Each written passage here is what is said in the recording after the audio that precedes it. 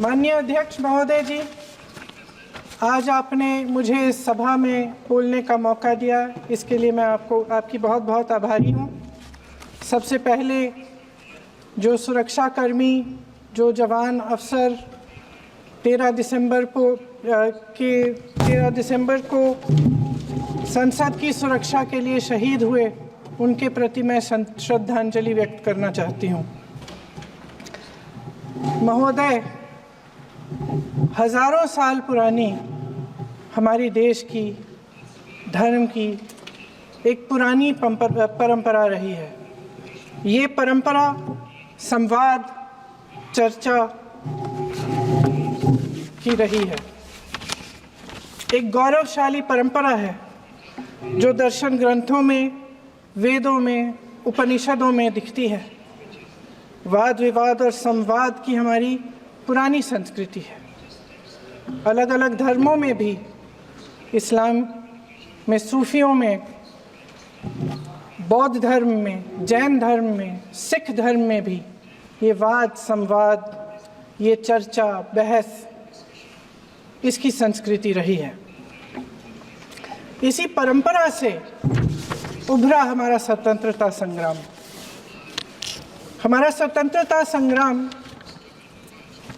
विश्व में एक अनोखा संग्राम था, एक अनोखी लड़ाई थी जो अहिंसा और सत्य पर आधारित थी। ये वाद संवाद की जो परंपरा है, इसको इस संग्राम ने आगे कैसे बढ़ाया? क्योंकि ये जो संग्राम था, ये जो लड़ाई थी हमारी आज़ादी के लिए, एक बेहद लोकतांत्रिक लड़ाई थी।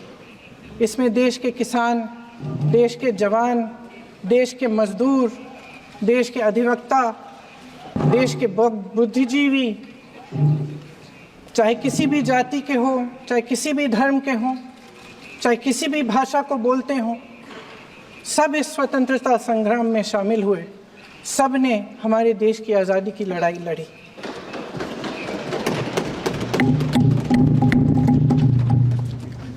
और उसी आज़ादी की लड़ाई से एक आवाज़ उभरी जो हमारी देश की आवाज़ थी। वो आवाज़ ही आज हमारा संविधान है। साहस की आवाज़ थी, हमारी आज़ादी की आवाज़ थी, और उसी की गूंज ने हमारे संविधान को लिखा और बनाया। ये सिर्फ एक दस्तावेज नहीं है। बाबा साहेब अम्बेडकर, मौलाना आज़ाद जी, राजगोपालाचारी जी और जवाहरलाल नेहरू जी और उस समय के तमाम नेता, जैसे आपने कहा, इस संविधान को बनाने की जो कार्य में सालों के लिए जुटे रहे। हमारा संविधान इंसाफ, उम्मीद, अभिव्यक्ति और आकांक्षा की वो ज्योत है जो हर हिंदुस्तानी के दिल में जलती है।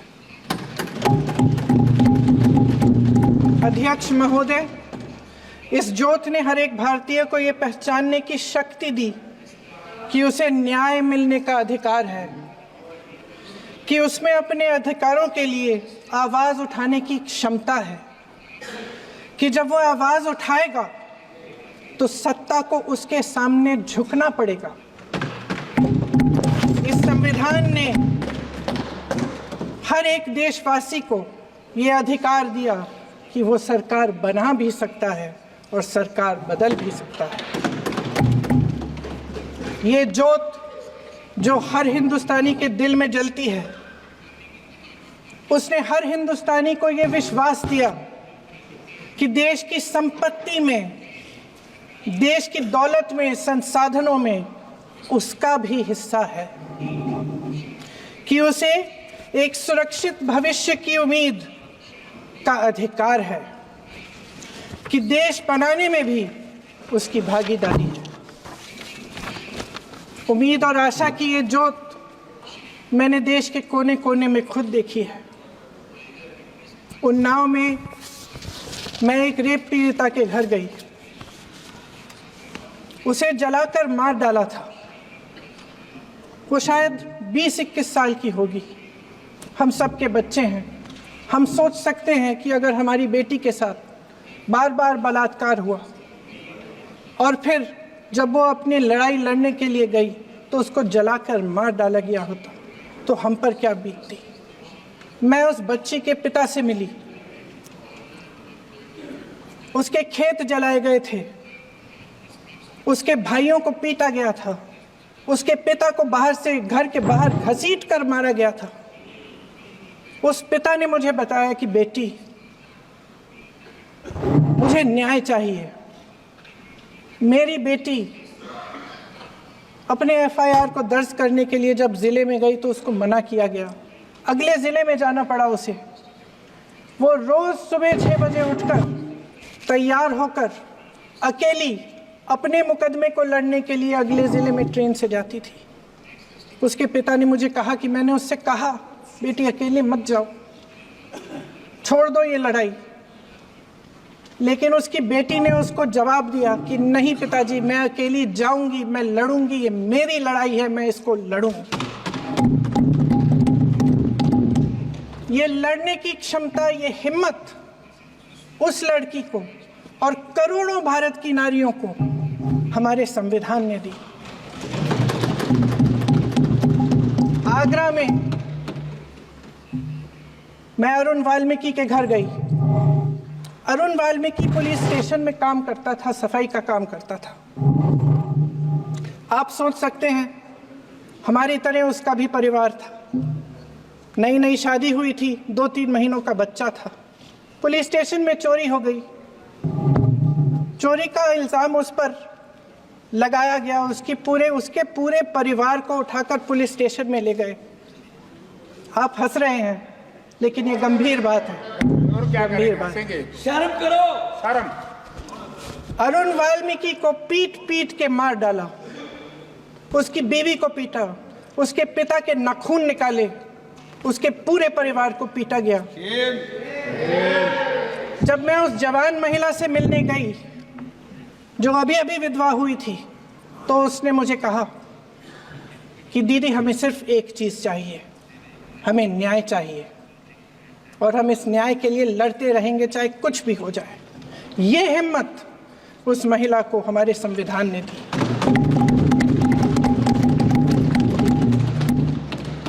संभल के कुछ लोग आए थे हमसे मिलने, जो मृतकों के परिवार के सदस्य थे। उसमें 2 बच्चे थे, अदनान और उजैर। अब सुनिए, उसमें 2 बच्चे थे, अदनान और उजैर। एक बच्चा मेरे बच्चे की उम्र का है, दूसरा उससे छोटा 17 साल का है। दर्जी के बेटे थे। दर्जी का एक ही सपना था कि वो अपने बेटों को पढ़ाएगा, लिखाएगा। एक बेटा डॉक्टर बनेगा, एक बेटा भी सफल होगा दूसरा बेटा भी अपने जीवन में सफल होगा। उनके पिताजी हर रोज उनको स्कूल छोड़ते थे। उस दिन भी स्कूल छोड़ने के बाद अपनी दुकान में चले गए। उन्हें पता नहीं था कि विवाद हो रहा है। उन्होंने भीड़ देखी, घर आने की कोशिश की तो पुलिस ने गोली से मार डाला। वो 17 साल का बच्चा अदनान मुझसे कहता है, वो 17 साल का बच्चा अदनान मुझसे कहता है कि मैं बड़ा होकर डॉक्टर बन के दिखाऊंगा, मैं अपने पिता का सपना साकार करूंगा। ये सपना, ये आशा उसके दिल में हमारे संविधान ने डाली। अध्यक्ष महोदय, हमारे देश के करोड़ों देशवासियों के संघर्ष में, अपने अधिकारों की पहचान में, इनकी कठिन से कठिन परिस्थितियों से लड़ने की अपार हिम्मत में और देश से न्याय की अपेक्षा में हमारे संविधान की ज्योत जल रही है। मैंने हमारे संविधान की ज्योत को जलते हुए देखा है और इसके साथ साथ ये भी समझा है कि हमारा संविधान एक सुरक्षा कवच है। एक ऐसा सुरक्षा कवच है जो देशवासियों को सुरक्षित रखता है, न्याय का कवच है, एकता का कवच है और अभिव्यक्ति की आज़ादी का कवच है। दुख की बात यह है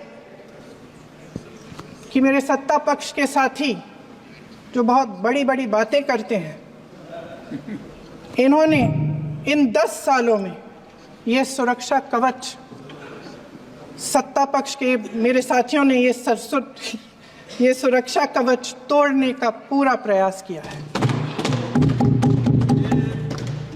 संविधान में सामाजिक, आर्थिक और राजनीतिक न्याय का वादा है।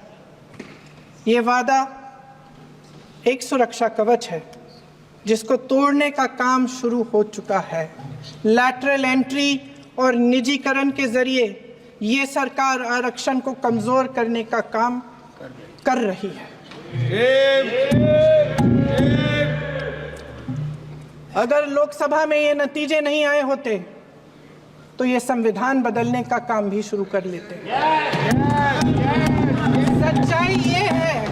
सच्चाई ये है अध्यक्ष महोदय कि आज संविधान बार बार इसलिए कह रहे हैं क्योंकि इस चुनाव में इनको पता चल गया कि इस देश की जनता ही इस संविधान को सुरक्षित रखेगी, कि इस चुनाव में हारते हारते जीतने से इन्हें एहसास हुआ कि ये संविधान बदलने की बात इस देश में नहीं चलेगी। आज जनता की मांग है कि जाति जनगणना हो। सत्ता पक्ष के मेरे साथी ने इसका जिक्र किया। ये जिक्र भी आज इसलिए हो रहा है क्योंकि चुनाव में ये नतीजे आए। ये जाति जनगणना इसलिए जरूरी है ताकि हमें पता चले कि किसकी क्या स्थिति है और नीतियां उस हिसाब से बने। इनकी गंभीरता का प्रमाण ये है कि जब चुनाव में पूरे विपक्ष ने जोरदार आवाज उठाई कि ये जाति जनगणना होनी चाहिए, तो इनका जवाब देखिए। इनका जवाब भैंस भाग भैंस चुरा लेंगे, मंगलसूत्र चुरा लेंगे, इनका ये जवाब था। ये गंभीरता है इनकी जाति जनगणना पर। महोदय, हमारे संविधान ने आर्थिक न्याय की नींव डाली, किसानों, गरीबों और को जमीन बांटी, भूमि सुधार किया, जिसका नाम लेने से कभी कभी आप झिझकते हैं और कभी कभी उनका नाम धड़ाधड़ इस्तेमाल किया जाता है अपने आप को बचाने के लिए। उन्होंने HAL, BHEL, SAIL, GAIL, ONGC, NTPC, railways, IIT, IIM, oil refinery, तमाम PSU बनाए। अध्यक्ष महोदय, उनका नाम पुस्तकों से मिटाया जा सकता है, उनका नाम भाषणों से मिटाया जा सकता है, लेकिन जो उनकी भूमिका रही इस देश की आज़ादी के लिए और इस देश के निर्माण के लिए, वो इस देश में से कभी मिटाया नहीं जा सकता। 75 सालों में जनता का भरोसा रहा कि नीतियाँ बनेंगी तो जनता की भलाई के लिए बनेंगी। जल जंगल जमीन का अधिकार मिला आदिवासी भाई बहनों को। इंदिरा जी ने बैंकों का राष्ट्रीयकरण करवाया, खदानों का राष्ट्रीयकरण कराया। कांग्रेस और यूपीए की सरकारों में शिक्षा का, भोजन का अधिकार मिला। 75 सालों में जनता का भरोसा मिला। पहले संसद चलती थी तो जनता की उम्मीद होती थी कि सरकार महंगाई और बेरोजगारी पर चर्चा करेगी, कोई उपाय निकालेगी, कोई रास्ता निकालेगी। लोग मानते थे कि अगर कोई नई आर्थिक नीति बनेगी तो देश की अर्थव्यवस्था को मजबूत बनाने के लिए बनेगी, तो भारतीय बाजार को मजबूत बनाने के लिए बनेगी, उनके भविष्य को मजबूत बनाने के लिए बनेगी। किसान और आदिवासी भाई बहन भरोसा करते थे कि यदि जमीन के कानून में संशोधन होगा तो उन्हीं की भलाई के लिए होगा। आप नारी शक्ति की बात करते हैं।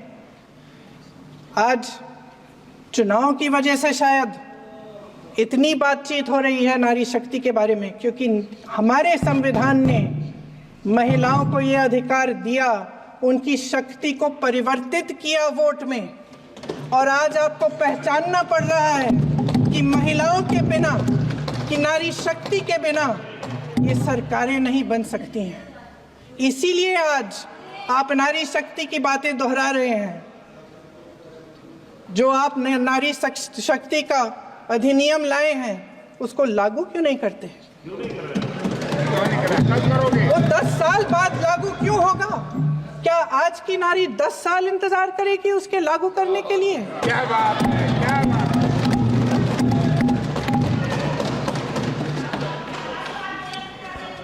आज संसद में बैठे हुए सत्ता पक्ष के मेरे साथी ज्यादा से ज्यादा अतीत की बातें करते हैं। 1900 किस में क्या हुआ, कब हुआ, नेहरू जी ने क्या किया। अरे वर्तमान की बात करिए, देश को बताइए आप क्या कर रहे हैं, आपकी जिम्मेदारी क्या है? कि सारी जिम्मेदारी जवाहरलाल नेहरू की है। अध्यक्ष महोदय जी, ये सरकार आर्थिक न्याय का सुरक्षा कवच तोड़ रही है। आज संसद में बैठी ये सरकार बेरोजगारी और महंगाई से जूझ रही हमारी जनता को क्या राहत दे रही है? कृषि के कानून भी बड़े बड़े उद्योगपतियों के लिए बन रहे हैं। सही एमएसपी को छोड़िए, डीएपी तक नहीं मिल रहा है।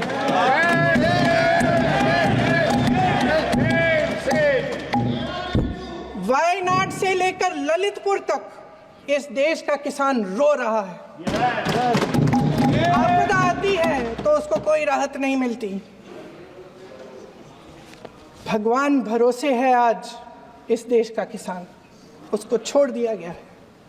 आज हिमाचल में देखिए, जितने भी कानून बने हैं वो सब बड़े बड़े उद्योगपतियों के लिए बन रहे हैं। हिमाचल में जो सेब उगता था उसके जो छोटे छोटे किसान हैं वह रो रहे हैं, क्योंकि एक व्यक्ति के लिए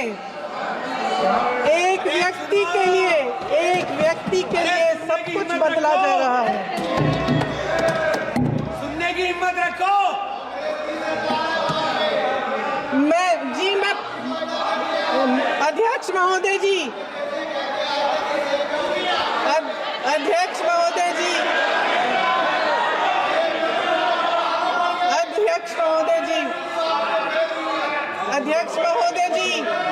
अडानी जी को सारे कोल्ड स्टोरेज प्रदेश की सरकार ने नहीं दिए। अडानी जी को सारे कोल्ड स्टोरेज आपकी सरकार ने दिए। देश देख रहा है कि एक व्यक्ति को बचाने के लिए 142 करोड़ देश की जनता को नकारा जा रहा है। सारे बिजनेस, सारे संसाधन, सारी दौलत, सारे मौके एक ही व्यक्ति को सौंपे जा रहे हैं। सारे बंदरगाह, एयरपोर्ट्स, सड़कें, रेलवे का काम, कारखाने, खदाने, सरकारी कंपनियां सिर्फ एक व्यक्ति को दी जा रही है। जनता के मन में हमेशा ये विश्वास होता था कि अगर कुछ नहीं है तो संविधान हमारी सुरक्षा करेगा, मगर आज आम लोगों के बीच ये धारणा बनती चली जा रही है कि सरकार सिर्फ अडानी जी के मुनाफे के लिए चल रही है। देश में बहुत तेजी से गैर बराबरी बढ़ रही है। जो गरीब है वो और गरीब हो रहा है, जो अमीर है वो और अमीर हो रहा है। इस सरकार ने आर्थिक न्याय की भी सुरक्षा कवच तोड़ दिया है।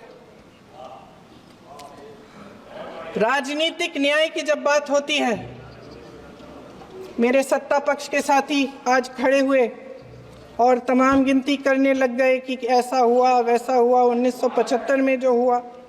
तो सीख लीजिए ना, आप भी सीख लीजिए, आप भी अपनी गलतियों के लिए माफी मांग लीजिए। आप भी बैलेट पे चुनाव कर लीजिए, दूध का दूध पानी का पानी हो जाएगा। आप राजनीतिक न्याय की बात करते हैं, सरकारों को पैसों के बल पर गिरा देते हैं।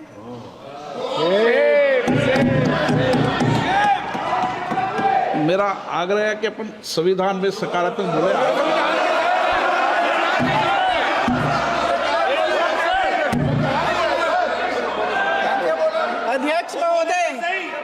अध्यक्ष महोदय, सत्ता पक्ष के हमारे साथी ने एक उदाहरण दिया उत्तर प्रदेश की सरकार का, तो मैं भी एक उदाहरण दे देती हूँ महाराष्ट्र की सरकार का। मैं भी एक उदाहरण दे देती हूँ हिमाचल की सरकार को तोड़ने की कोशिश किसने की, पैसों के बल पे की, गोवा की सरकार। तमाम उदाहरण राजस्थान की। क्या ये सरकारें जनता ने नहीं चुनी थी? क्या संविधान इन पर लागू नहीं था? पूरी देश की जनता जानती है कि इनका हंसती है, जानती है कि इनके यहाँ तो वॉशिंग मशीन है।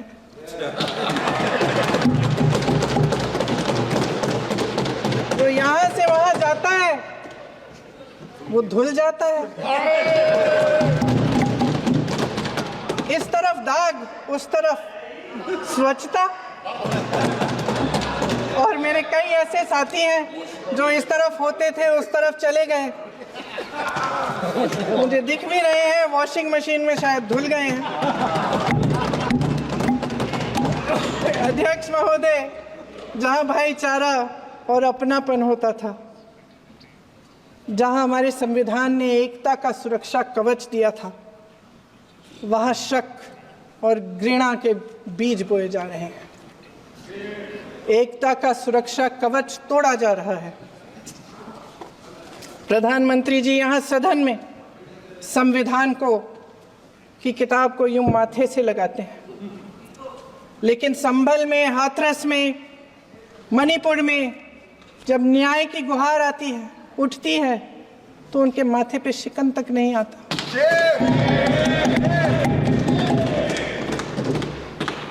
शायद समझ नहीं पाए हैं कि भारत का संविधान संघ का विधान नहीं है।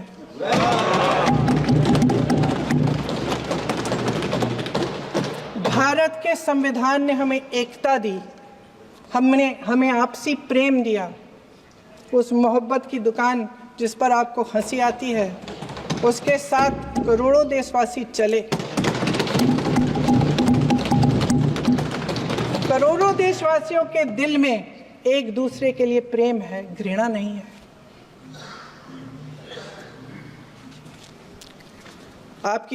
इनकी जो विभाजनकारी नीतियां हैं, उसका नतीजा हम रोज देखते हैं। राजनीतिक फायदे के लिए संविधान को छोड़िए, देश की एकता को भी ये रख नहीं सकते, इसकी सुरक्षा नहीं कर सकते। हमने संभल में देखा, मणिपुर में देखा। दरअसल इनका कहना है कि अलग अलग इस देश के अलग अलग हिस्से हैं, कैमरा। लेकिन हमारा संविधान कहता है कि ये देश एक है और ये देश एक रहेगा।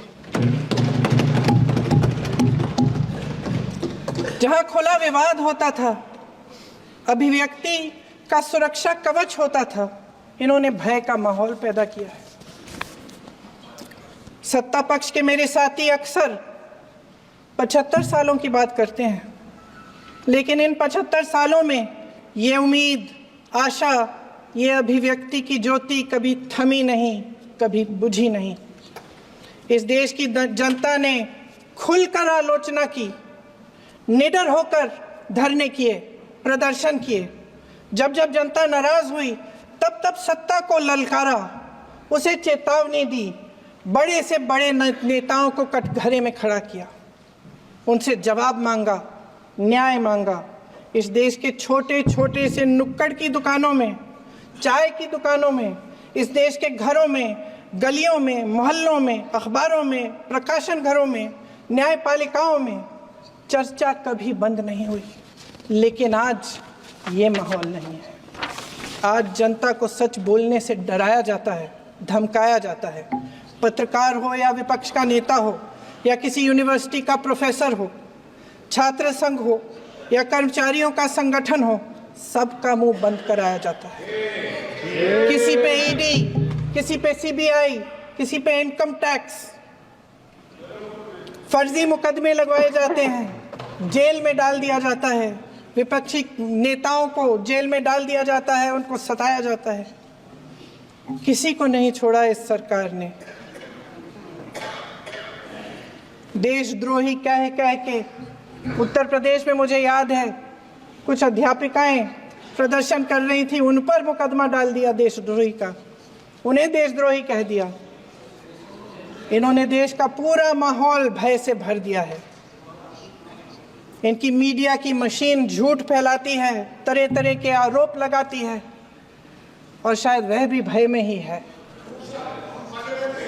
महोदय, मैं इस सदन को याद दिलाना चाहती हूँ कि ऐसा डर का माहौल देश में अंग्रेजों के राज में था। जब इस तरफ बैठे हुए गांधी की विचारधारा वाले लोग आज़ादी की लड़ाई लड़ रहे थे और उस तरफ वाली विचारधारा वाले लोग भय में रहकर अंग्रेजों के साथ साठ-गांठ कर रहे थे। लेकिन अध्यक्ष महोदय, भय का भी अपना स्वभाव होता है। भय फैलाने वाले हमेशा भय का खुद शिकार बन जाते हैं। ये प्रकृति का नियम है। आज इनकी भी यही हालत हो गई है। भय फैलाने के इतने आदी हो गए हैं कि खुद भय में रहने वाले हैं। चर्चा से डरते हैं, आलोचना से घबराते हैं। कई दिनों से हम मांग रहे हैं कि चर्चा करिए, लेकिन चर्चा करने की हिम्मत ही नहीं है।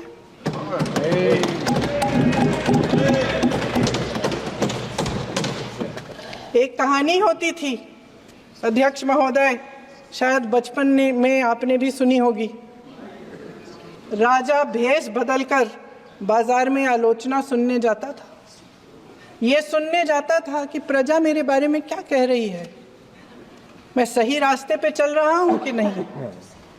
लेकिन आज का राजा, भेष तो बदलते हैं आज के राजा, शौक तो है उनको भेष बदलने का, लेकिन न जनता के बीच जाने की हिम्मत है और ना आलोचना सुनने की।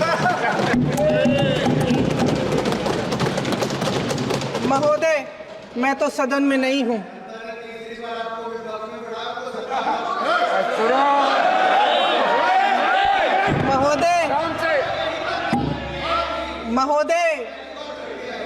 महोदय, जनता में बहुत विवेक है, ये सही है।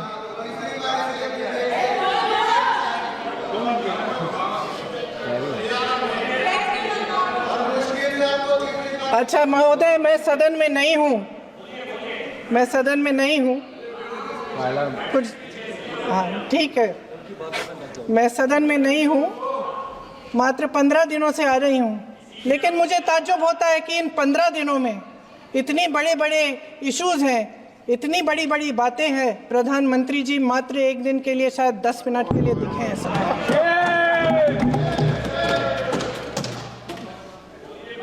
बात यह है अध्यक्ष महोदय जी कि ये देश भय से नहीं, साहस और संघर्ष से बना है। इसको बनाने वाले देश के किसान, जवान, देश के करोड़ों मजदूर और गरीब जनता है। संविधान इनको साहस देता है। मेहनती मिडिल क्लास है। और इस देश के जो करोड़ों देशवासी हैं, जो रोजाना भयंकर परिस्थितियों का सामना करते हैं, उनको साहस देता है। वायनाड में जो आपदा आई, उसमें एक छोटा लड़का था 17 साल का। 6 घंटों के लिए उसने अपनी माँ को बचाने की कोशिश की। 6 घंटों के लिए आप सोच सकते हैं कि अगर नदी की धारा बह रही है, नाराज है, आप अपनी माँ को पकड़े हो, 6 घंटों के लिए पकड़े रखते हो कि मेरी माँ बच जाएगी, और अंत में वो माँ भी बह जाती है। उस लड़के का साहस, उन महिलाओं का साहस जो पीड़ित हैं लेकिन फिर भी अपनी लड़ाई लड़ रहे हैं, उन संभल के बच्चों का साहस जिनके पिताजी अभी अभी गुजर गए लेकिन फिर भी उनके सपनों को साकार करने की हिम्मत है, उनका साहस है, वो साहस इस संविधान ने दिया है।